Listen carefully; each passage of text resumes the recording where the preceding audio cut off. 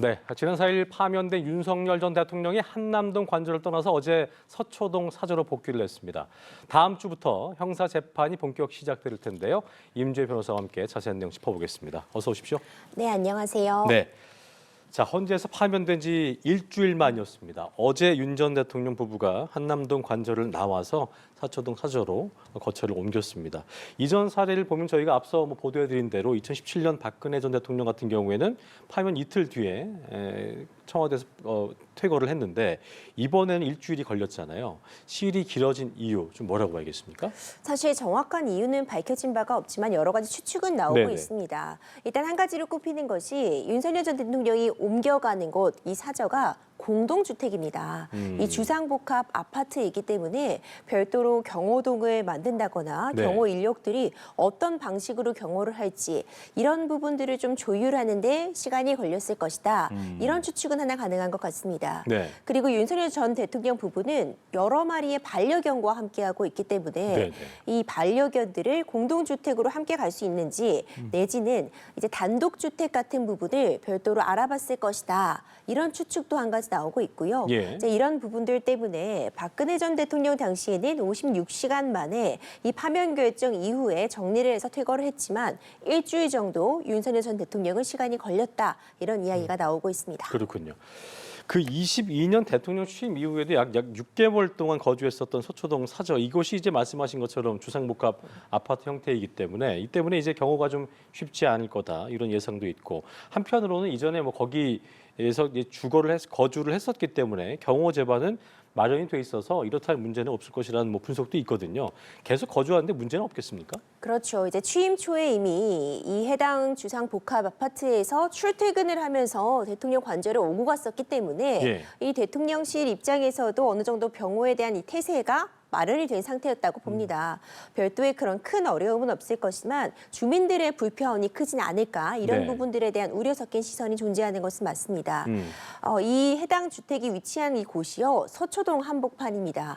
안 그래도 막히는 상습 정체 맞아요. 구간이거든요. 주민들이 지금 오르내리는 이런 상황, 이 아파트의 엘리베이터 사용부터 해서 이 진출입 같은 과정에 있어서 불편함은 없을지 네. 이런 부분들도 조금 더 세심하게 관찰할 필요가 있을 것 같고요. 예. 어제 사실 또 많은 인파가 몰렸습니다. 몰렸었잖아요. 네, 안전상의 우려 같은 부분들 때문에 통제가 되는 그런 모습도 확인이 됐는데 현수막도 붙어 있었습니다. 윤석열 전 대통령의 부부를 환영한다는 현수막도 있었고요. 또 일부는 또 이에 대해서 주민들의 불편함을 초래하고 있다는 또 그런 우려 섞인 목소리 함께 존재하고 있는 상황이라 예. 당분간은 이 주민들의 안전, 인근 지역 상인들의 안전을 좀 최우선으로 해야 되지 않을까 싶습니다. 그렇습니다. 자, 경호에 대한 부분도 좀 짚어볼 텐데 경호팀이 50여 명 규모로 꾸려진 걸로 전해지고 있습니다. 물론 대통령 부부에 대한 경호 업무를 맡겠습니다만 구체적으로 어떤 활동도 하게 되는 건지 좀 정리를 해볼까요? 네, 이 전직 대통령의 그 예우에 관한 법률을 보자면요. 이 탄핵이 되었을 때, 파면이 되었을 때는 사실상 대부분의 전직 대통령으로서의 예우를 받지 못합니다. 연금 부분도 그렇고요. 네네. 대통령 기업 사업 같은 부분이라던가 여러 가지 부분에 있어서 혜택, 모든 것이 박탈이 되지만 경호 부분은 파면 결정이 있더라도 유지가 됩니다. 그렇군요. 이것은 안전한 관리 측면 그리고 시민들에 대한 어떤 위해가 있을 수 있기 때문에 유지되는 예. 부분이다라고 볼 수 있는데 기본적으로 5년 동안 경호 업무가 제공이 되고 한 차례 연장이 가능하기 때문에 총 10년 동안의 경호를 받을 수 있는 상황이다. 이렇게 좀 평가할 수 있습니다. 지금 50여 명 규모로 이 경호 인력을 꾸려졌다. 이런 이야기가 나오고 있습니다. 이 경호팀이 편성이 되었다면은 적어도 이 윤석열 전 대통령 부부가 사저에서 거주하면서 이동 부분이라던가 아니면 이 안에서의 좀 안전하게 지낼 수 있는 그런 부분들을 좀 전담해서 담당할 것이라고 보고요. 사실 별도의 경호동을 마련하기가 좀 어려운 측면이 있잖아요. 지금 이 공동주택, 이 아파트에 별도의 경호동을 마련하기 쉽지 않아서 인근 상가에다가 이제 임차를 통해서 경호동을 마련했다 이런 이야기도 전해지고 있습니다. 그렇군요. 이 50여 명의 인력이 이제 시간을 나눠서 경호의 업무를 전담할 것이다 이렇게 보여집니다. 알겠습니다. 자, 그리고 다음 주 월요일입니다. 이제 이틀 뒤인데요. 윤 전 대통령의 첫 형사재판 공판 기일이 잡혀 있습니다. 윤 전 대통령이 의무적으로 법정에 나와야 하는 건데 경호처가 그 법원 지하주차장으로 출입 요청한 거에 대해서 법원이 허용을 했고 또 저희가 앞서도 보도해드렸습니다만 피고인석에 앉은 모습은 촬영을 불허했네요. 그렇습니다. 이제 이런 부분들도 공개가 되고 있는데 바로 다음 월요일이죠. 윤석열 대통령의 내란 혐의에 대해서 첫 형사 재판 이 변론 기일 진행이 됩니다. 그러니까 공판 준비 기일을 2회 거쳤었고 공판 준비 기일엔 사실상 피고인의 출석 의무가 없습니다. 예. 하지만 첫 공판 기일은 구속 취소 신문이라는 중요한 신문이 있었기 때문에 윤석열 전 대통령이 출석을 했고 2회 공판 준비 기일은 또 출석을 하지 않았었거든요. 네네. 하지만 이제 본격적으로 진행이 되는 이 공판 기일에는 피고인의 출석 의무가 있습니다. 의무인 거죠? 그렇죠. 출석을 해야만 하는 상황이고 사실상 이 부분이 본인이 방어권을 행사하는 측면에도 재판부에 직접 출석을 해서 본인의 이야기를 직접 전하는 것이 유리한 측면이 있기 때문에 예. 출석하지 않을까 이렇게 점쳐지고 있습니다. 또 지금 사저와 지금 서울 고법 위치가 굉장히 가깝습니다. 가까운 지근거리이기 때문에 출석을 하지 않을까 이렇게 예측이 되고요. 예. 다만 어떻게 출석하느냐가 또 한 가지 쟁점으로 떠올랐습니다. 네.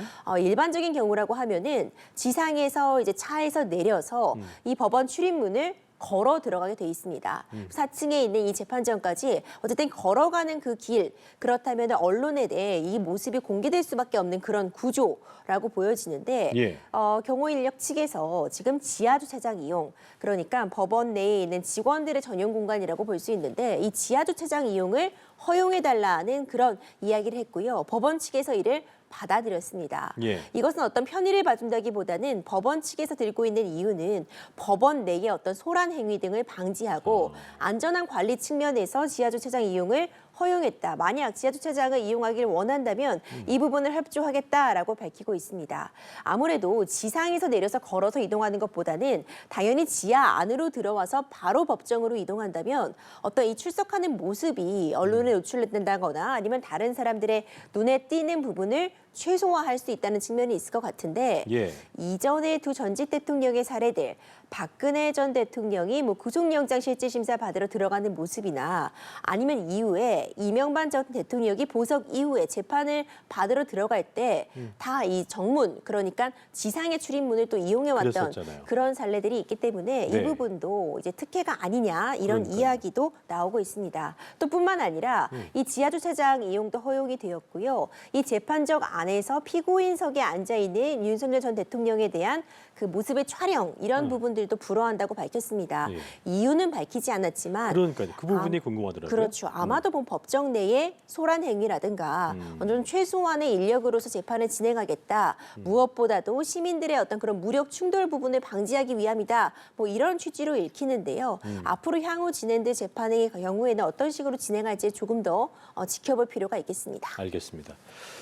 자, 원칙적으로 저희가 늘 그 탄핵 재판 과정에서 짚어온 부분입니다만 형사 재판과 탄핵 재판은 별개로 진행이 되지만 사실상 대부분의 쟁점이 좀 겹치잖아요. 그러니까 법원도 헌재 판단에 어떤 직간접적으로 좀 영향을 받을 수 있지 않겠냐는 분석이 나오던데 실제 영향을 좀 미칠 거라고 봐야 되는지 아닌 건지 어떻게 좀 봐야겠습니까? 맞습니다. 말씀 주신 것처럼 다른 재판임은 분명하지만 그러니까 12.3 비상계엄 선포라는 사실관계가 동일합니다. 그러니까 그러니까요. 그날에 있었던 일을 가지고 이것이 헌법과 법률을 위반되는 점이 있어서 대통령직을 계속 수행할 수 없을 정도에 이르렀는가에 대한 판단이 헌법재판소에서 그 파면 결정이라는 것으로 내려진 것이고요. 형사재판은 이 12.3 비상계엄 선포의 일련의 과정이 과연 내란죄에 해당하는가, 즉 예. 국헌문란 목적의 폭동인가를 보는 것입니다. 다른 재판이지만 사실관계가 동일하다라고 볼 수 있습니다. 특히 헌법재판소의 이 탄핵 심판 판결문을 읽어보자면 국회에 대해서 무력으로 봉쇄를 시도한 점이라든가 일명 체포조회 운영, 그러니까 특정 정치인들에 대해서 체포 위치 조회 이런 부분들을 신청했던 부분을 사실로서 인정했다고 보이거든요. 예. 그러니까 윤석열 전 대통령에게 불리하다고 볼 수 있는 증언이나 진술들의 신빙성을 헌법재판소에서는 높게 판단했다 볼 수 있습니다. 물론 형사재판 형사재판에서는 헌법재판보다 더 높은 수준의 증명력을 요합니다. 예. 만약 해당 이제 그 수사기관에 작성된 조서들에 대해서 윤석열 전 대통령 측에서 증거로 사용하는데 부동의한다면 다시 형사재판에서 해당 증언을 할 사람을 증인으로 불러서 신문을 하는 과정들 보다 높은 증명력을 요하는 그런 절차들이 남아 있지만 일단 헌법재판소에서 인정한 그런 사실관계들에 대해서 윤석열 전 대통령 측에 대해 반박을 하려면 또 다른 증거들 제시해야 할 그럴 필요성이 있어 보입니다. 그렇군요. 자, 이제 자연인 신분이 되기 때문에 윤 전 대통령 불소추 특권이 사라지게 됐잖아요. 동시다발적인 수사가 예상이 되고 있는 상황입니다.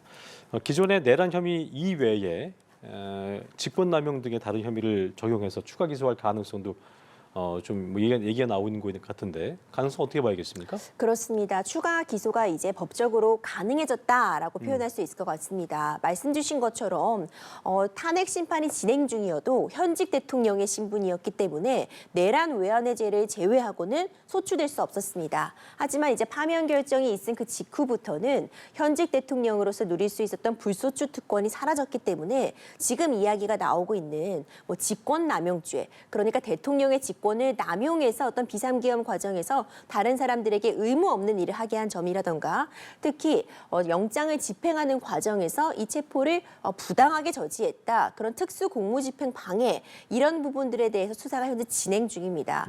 그렇다면 어느 정도 혐의점이 입증이 된다면 추가로 소추가 될 수 있는 상황, 법적으로 가능한 상황이고요.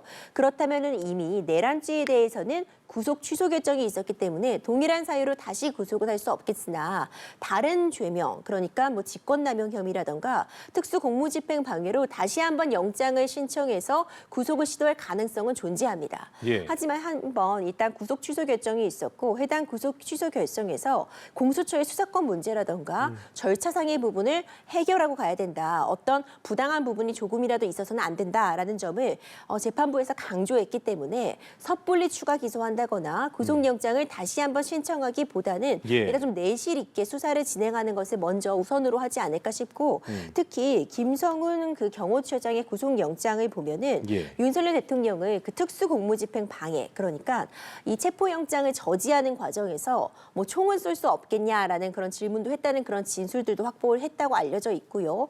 어떤 김성훈 경호처장과 긴밀하게 이 영장 집행 방법을 모의했다라는 혐의를 받고 있어서 예. 아마 이 부분에 대한 수사에 좀 총력을 기울이지 않을까 예측이 됩니다. 그렇군요. 다만 김성훈 경호처장의 어떤 구속영장도 발부가 되지 않았거든요. 이런 부분들 때문에 좀 조심스럽게 접근하지 않을까 싶습니다. 어쨌든 재구속 가능성에 대해서는 좀 신중하게 접근할 것이다라는 말씀이신 거죠? 그렇죠. 알겠습니다. 자, 앞서 잠시 짚어주신 것 같기도 한데 법원이 이제 윤 전 대통령의 구속 취소를 결정하면서 이제 그 사유 중의 하나로 공수처 수사권 논란을 해소해야 할 필요성을 들었었습니다. 이에 대해서 윤 전 대통령 측이 그동안 공수처의 내란죄 수사권에 대한 문제를 꾸준히 주장해 왔기 때문에 이 부분이 다시금 도마에 오를 가능성은 어떻게 봐야겠습니까? 그렇죠. 이 공수처의 내란죄에 대한 수사권 논란은 사실 구속 취소 결정에서 다시 한번 다뤄졌습니다. 예. 이전에도 계속해서 문제가 있었지만 구속 적부심 이런 부분, 구속영장 실질심사 같은 부분에서 일단 한번 이 공수처에서 수사할 수 있다라는 취지로서 해결을 봤다고 생각했는데 네. 구속 취소 결정에서 다시 한번 문제가 되었습니다. 하지만 이제 공수처만 수사를 하고 있는 것이 아니라 어쨌든 경찰에서 수사한 자료들도 바탕으로 해서 검찰이 기소가 이루어졌다고 보기 때문에 예. 검찰 측에서는 공수처만의 자료를 제외하더라도 경찰 측에서 넘긴 자료 내지는 검찰에서 확보한 자료로도 충분히 이 기소를 유지하고 재판을 이어갈 수 있다고 자신을 하고 있습니다. 예. 정확한 사정들은 이제 결국 재판 진행 과정에서 과연 재판부가 이 제출되는 증거들을 어떻게 확인할지 예. 이 부분에서 좀 확인할 수 있을 것 같고요. 결국 이 내란죄에 대해서는 공수처의 수사권 문제가 한 가지 쟁점으로 떠오를 수 있을 것이고 그 외에도 지금 받고 있는 여러 가지 혐의들, 공천 개입 의혹이라던가 내란과 관련된 이런 부분들 전방위적으로 일단 수사와 재판 진행될 수밖에 없는 상황입니다. 네, 윤 전 대통령 사저 이동과 형사재판 관련 소식 임주혜 변호사와 자세히 짚어봤습니다. 오늘 말씀 고맙습니다.